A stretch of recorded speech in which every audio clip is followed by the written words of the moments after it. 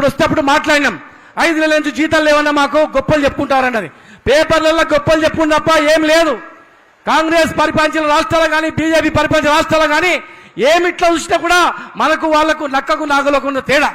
ఎక్కడ వాళ్ళకు రైతు బంధు ఏజెండా ఉండదు. బీజేపీకి ఏమో సెంటిమెంట్ మీద క్యాప్చర్ చేసి ఓట్లు వేసుకోవాలి, తర్వాత నడుపుకోవాలని అంతే. కాంగ్రెస్ ఏమో దోసుకోవాలి, మనం నింపుకోవాలి తప్ప ఏం లేదు. ఇలా రాష్ట్రాన్ని తెచ్చిన నాయకుడు కేసీఆర్ గారి సమక్షంలోనే ఉంటేనే ఖచ్చితంగా ఈ రాష్ట్రం బాగుపడుతుంది.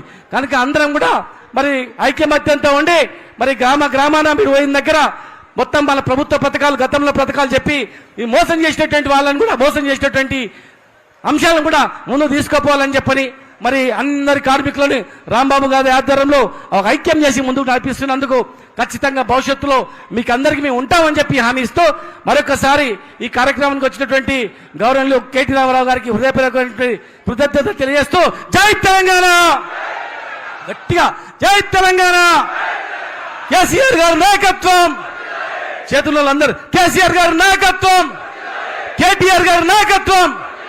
రేపు జిహెచ్ఎంసీ ఎలక్షన్స్ కూడా ఉంటాయి, గుర్తుపెట్టుకోండి. మనం రేపు వచ్చే గవర్నమెంట్ కూడా మనదే 100%. మీరు పోయి ఆ బస్ స్టాండ్లో అడిగినా, పాన్ షాప్ అడిగినా, పండ్ల షాప్ అడిగినా, పూల దుకాణంలో అడిగినా, లారీ కాడు అడిగినా కూడా చెప్తారు రేపు కేసీఆర్ మళ్ళీ వస్తారని. కనుక వచ్చే ప్రభుత్వం మనది కనుక ఖచ్చితంగా మనం అందరం కూడా ఆ దిశగా పయనించాలి. ఉప్పల్ నియోజకవర్గంలో ఒక్క సీటు కూడా వాళ్ళకి ఇవ్వకుండా అత్యధిక మెజార్టీతో గెలిపించడానికి మీ నాయకుని ఉప్పల్ లక్ష్మీరెడ్డి గారి నాయకత్వంలో మీ అందరూ పనిచేయాలని మరొకసారి తెలియజేస్తూ జై తెలంగాణ, ఖబర్దార్ తెలంగాణ దోగులారా.